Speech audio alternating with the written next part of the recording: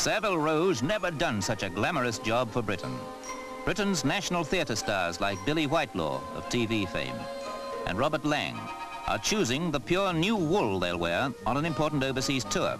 Actors and actresses like Sir Michael Redgrave's daughter Lynn are wearing the wool fashions of tomorrow for the first foreign prestige theatre tour they've made.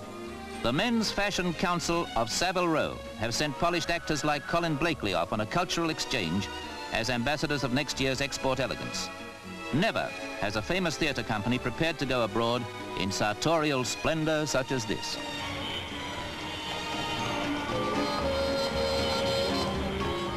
But where are they going with all their excitement and finery and their acclaimed production of Othello? Those cameramen recognize the airline steward as Sir Laurence Olivier, their star of stars. And aboard their plane is Pathé Pictorial, honored by their invitation to present exclusively the record of Britain's first stage company's first overseas mission. Sir Laurence knows our destination, and his Desdemona, Billie Whitelaw, knows what Moscow is expecting from us and what it has to give. The wind in her hair is made by the 50-mile-an-hour hydrofoil on the Moskva River, which slices through this city like a sickle.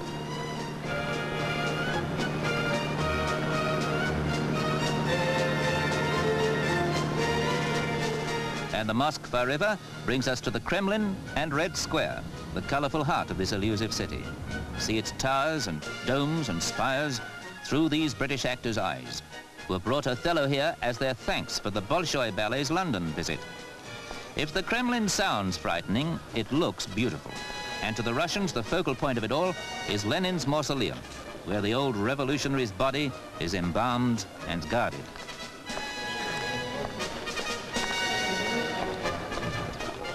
The Red Army is on ceremonial duty, and the crowds lap up the spectacle daily.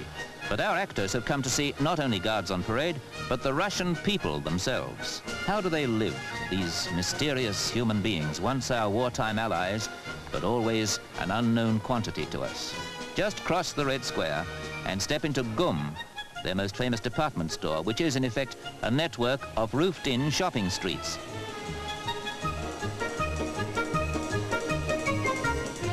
Here's a life-size picture of people in a land so vast that it embraces both Siberian ice and the thirsty heat of Samarkand.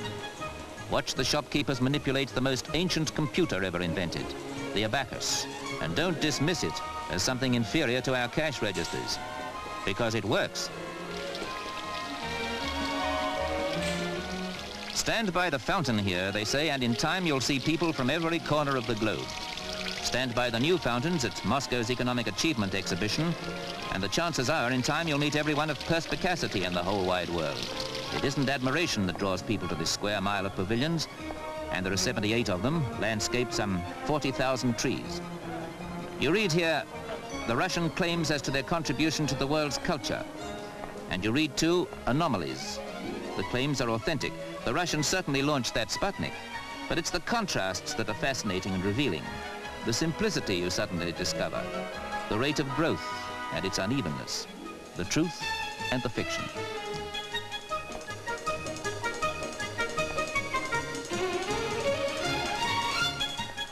It takes an actor like John Stride for a start to break the language barrier and make memorable contact with a little girl.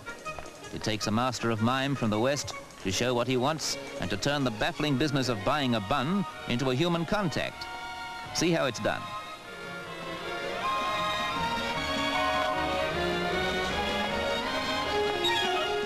Actors with their expressiveness are good ambassadors for rubbing out misunderstandings and language difficulties, discovering that people with what to us is an upside-down alphabet are nevertheless basically the same.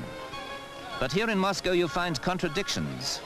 A mighty power built on simple people who have not yet got the quality of toys, trinkets and consumer goods that we know, though they're doing better and better. Contrasts are obvious, and comparisons are much more misleading, because the standards we started with are so different. Here's where you see the contrasts. Clothes and consumer goods, substandard to Western eyes, yet things you must look up to.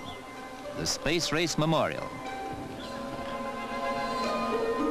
The Russians have made headway in space, yet their main recreation park, in spite of its big wheel, is a depressing imitation of Denmark's Tivoli Gardens and even falls short of London's Battersea Park.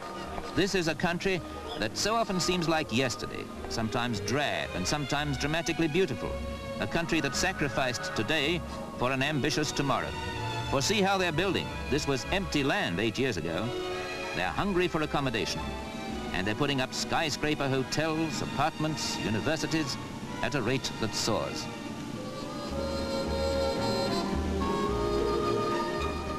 In a way, Moscow's like a new American town with wide, impersonal avenues.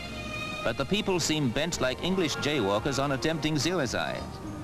Incidentally, just when you expect hard frost, Moscow has a thirsty heat wave. So buy yourself a curbside drink when you wash the glass.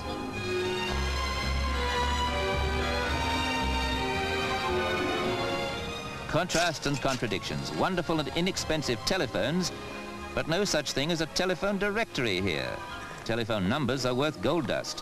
What a place the Kremlin is for rubbernecks like our actors. Yes, we're in the Kremlin. It isn't private.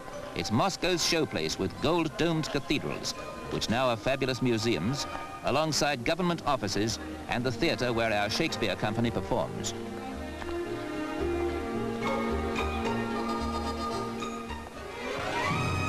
Monday's the night off here for actors, and so there's a reception at the British Embassy just across the river from those Kremlin domes.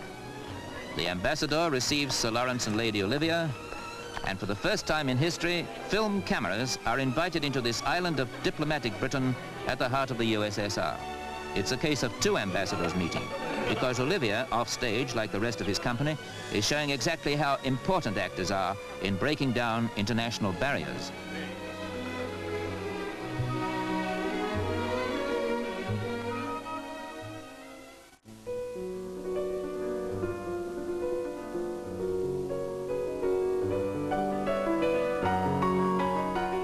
It's relaxing playing the piano. It's relaxing going to the circus here, or the ballet, the puppet theater, or the thousand things that Moscow artists have arranged as a welcome to their British guests. On a cultural plane, this cultural exchange is rewarding and complete, as our actor Miles Mallison appreciates.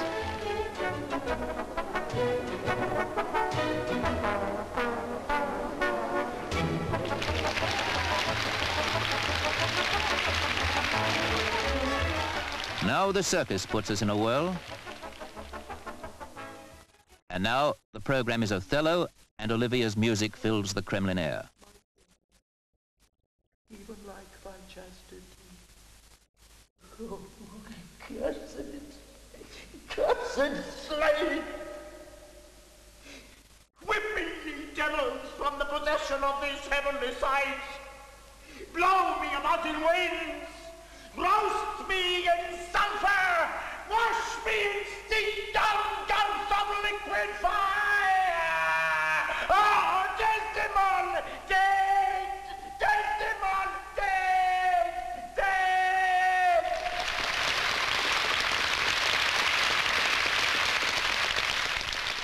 Applause, admiration, and a little more mutual understanding. A cultural exchange has reached its crescendo and made its impact.